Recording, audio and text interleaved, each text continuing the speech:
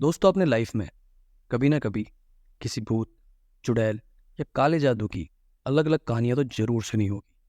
लेकिन क्या आप यकीन करेंगे कि हमारे देश में एक ऐसा रेलवे स्टेशन मौजूद है जिसे एक भूत कहें या एक आत्मा, जिसके चलते उस रेलवे स्टेशन को पूरे 42 साल तक बंद रखा गया था। रेलवे की अपनी रिकॉर्ड बुक पर यह बात दर्ज है कि इस स्टेशन को बंद करने का जो कारण है वो एक आत्मा है।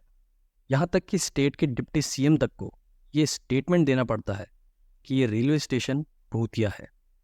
तो दोस्तों, आज की कहानी शुरू करने से पहले अगर आपको मिस्टीरियस, हॉरर, क्राइम और हिस्टोरिकल कहानियां सुनना पसंद है तो प्लीज़ चैनल को सब्सक्राइब करें और बेल आइकन को प्रेस करना ना भूलें, ताकि वीडियोस की नोटिफिकेशन जल्द से जल्द आपको मिल सके। और वीडियो को एंड तक जरूर देखें, और वीडियो अच्छा लगे तो प्लीज़ वीडियो को लाइक करें और अपने विचार कमेंट सेक्शन में जरूर लिखें। सो विदाउट एनी डिले आज की स्टोरी करते हैं स्टार्ट। दोस्तों, आज की जो हमारी कहानी है वो है वेस्ट बंगाल से। वेस्ट बंगाल से 260 किलोमीटर दूर पुरुलिया नाम का एक डिस्ट्रिक्ट है, और उस डिस्ट्रिक्ट में एक गांव है जिसका नाम है बेगुनकोड़ा। और ये कहानी इस गांव के ही रेलवे स्टेशन की है।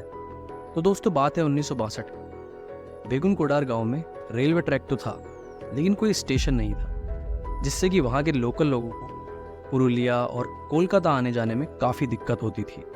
क्योंकि इस गांव के आसपास कोई और रेलवे स्टेशन नहीं था, तो लोग 40-50 किलोमीटर दूर दूसरे रेलवे स्टेशन से ट्रेन पकड़ते थे। और 1960 के दशक में आज की जितना ना ही डेवलपमेंट हुआ था और ना ही लोगों के पास कोई ज़्यादा साधन होते थे, तो लोगों को आसपास आने जाने में काफ़ी दिक्कत महसूस होती थी।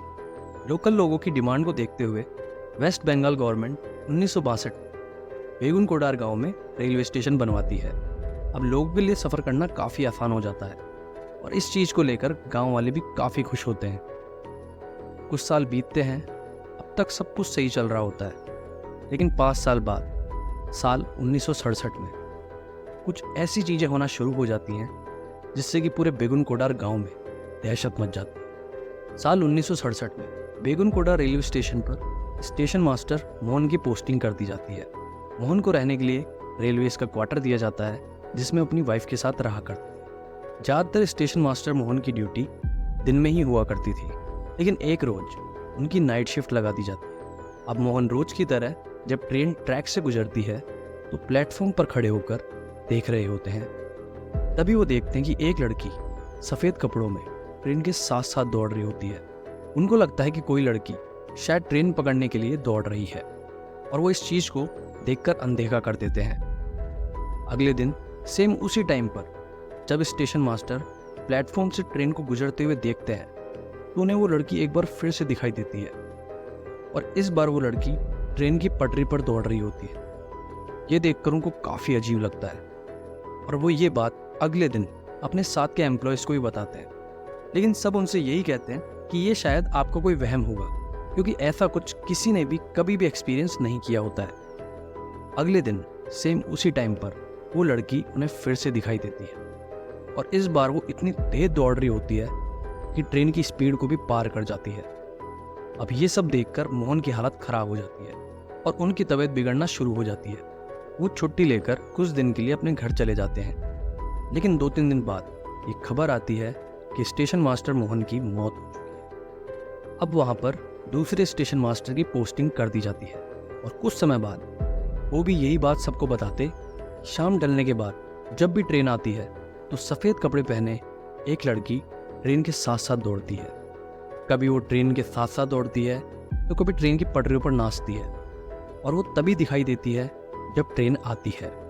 जब ट्रेन नहीं आती तब तक वो किसी को दिखाई नहीं देती। इस नए स्टेशन मास्टर को मोहन की कहानी के बारे में पता होता है, तो ये रेलवे में अपने ट्रांसफ़र के लिए अर्जी लगा देते हैं और यहाँ से चले जाते हैं। सिलसिला आगे बढ़ता है, और फिर तीसरे स्टेशन मास्टर की यहाँ पोस्टिंग की जाती है, और उनके साथ भी ऐसी घटनाएं घटना शुरू हो जाती हैं। स्टेशन मास्टर अर्जी लगाते हैं कि उनकी पोस्टिंग भारत में कहीं भी कर दी जाए, लेकिन वो इस स्टेशन पर काम नहीं कर सकते, और वो भी यहाँ से नौकरी छोड़कर चले जाते हैं।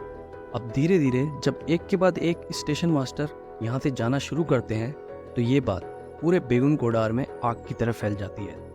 और रेलवे स्टेशन का जो स्टाफ होता है जैसे सिग्नल मैन, टिकट कलेक्टर, ये भी इस स्टेशन को छोड़कर अपना ट्रांसफ़र दूसरी जगह करवा लेते हैं।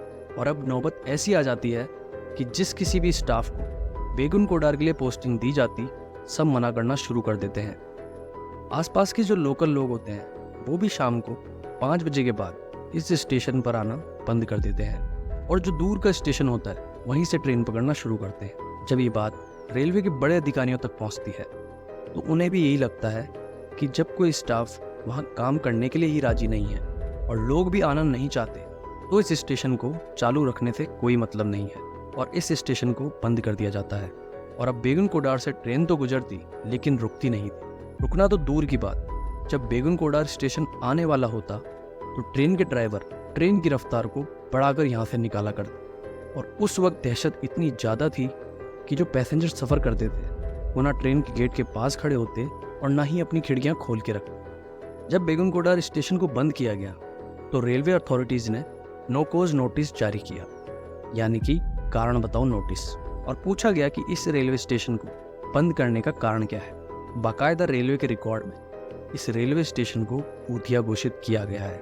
और सिर्फ यही नहीं, उस वक्त के झारखंड के डिप्टी सीएम सुदेश महतो, जब उनसे इस बारे में पूछा गया तो उन्होंने भी बताया कि जो लोकल लोग हैं उनसे मेरी बात हुई है और सभी ने यहाँ किसी लड़की को ट्रेन के साथ साथ भागते हुए देखा है। वहाँ के जो लोकल एमएलए थे नेपाल महतो, जिनके अंडर ये बेगुन कोडार गाँव और ये रेलवे स्टेशन आता, उन्होंने भी इस बात की पुष्टि की और कहा कि इस गांव में काफ़ी लोग उस लड़की के भूत को देखकर बीमार हो चुके हैं, तो उस रेलवे स्टेशन को बंद रखने में ही सबकी भलाई है।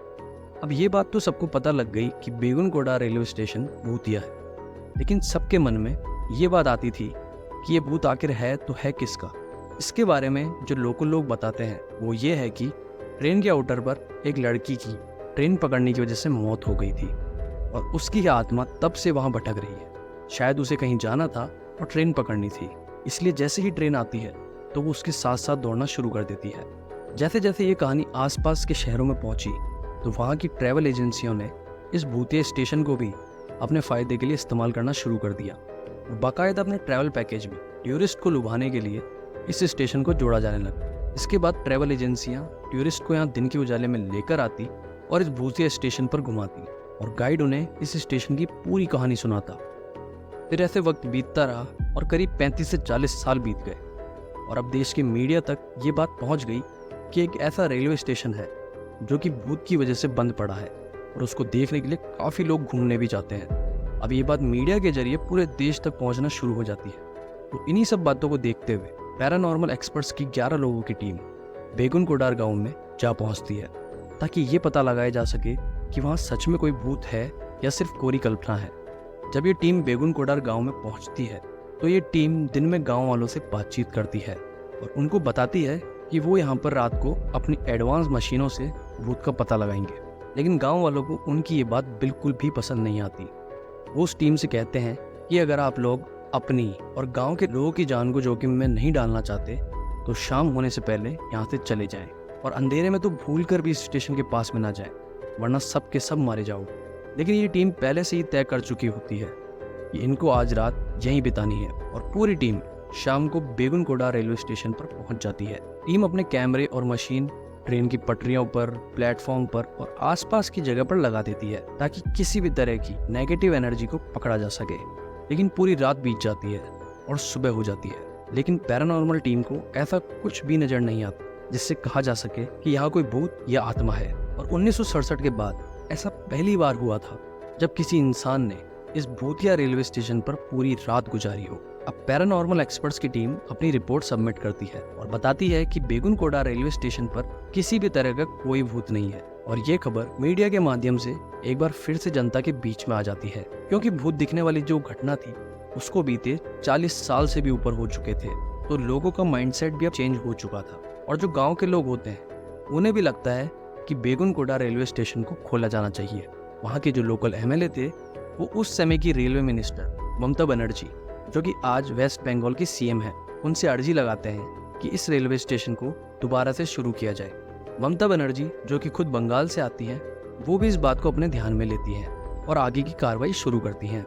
ममता बनर्जी के आदेश के बाद रेलवे स्टेशन की साफ सफाई का काम करवाया जाता है, रेलवे के स्टाफ की नियुक्ति की जाती है और सितंबर 2009 ठीक 42 साल बाद सुबह 11 बजे रांची हतिया एक्सप्रेस ट्रेन यहाँ रुकती है।